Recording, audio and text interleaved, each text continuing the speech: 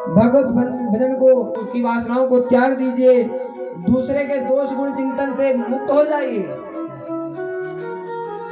आजकल आज हमारे जो परिवार में यही ज्यादा चलता है कि दूसरे का दोष गुण ज्यादा देखना। एक नाऊ राजा के एक दिन बाल बना रहा था। उसने देखा कि राजा के दो सिंह हैं।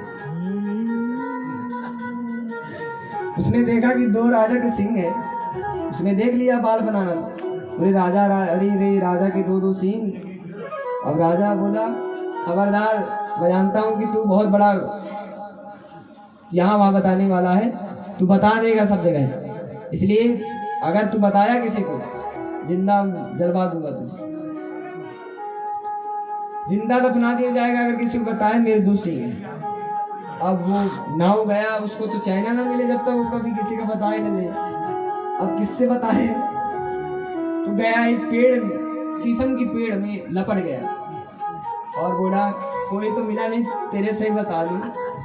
उसने कहा, राजा के दो सिंह हैं, राजा के दो सिंह हैं, राजा के दो सिंह। अब ऐसे कहा।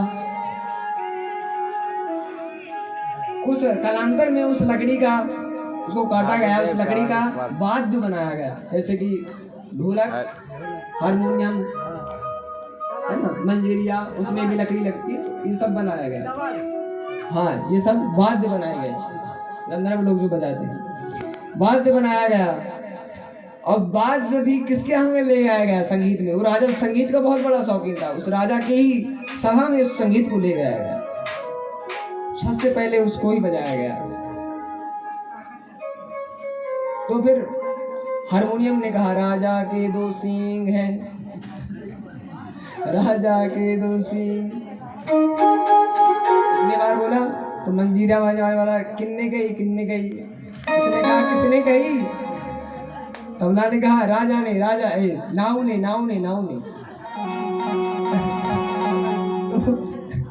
उसको पकड़ के फिर सबक सिखाया गया।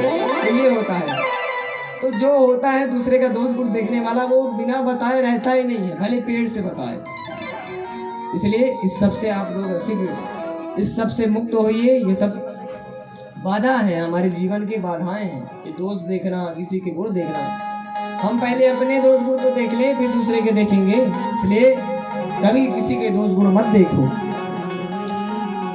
और दूसरे के दोष गुण चिंतन से हटकर भगवत सेवा और कथा रस का रसपान कीजिए। इस प्रकार पुत्र का वचन सुनकर 60 वर्ष के आत्मदेव महाराज ने घर छोड़कर वन की ओर चले गए। और हमें लगता है वो कहीं नहीं, वृंदावन ही गए होंगे। और वृंदावन में जाकर 10वें स्कंद का पाठ करके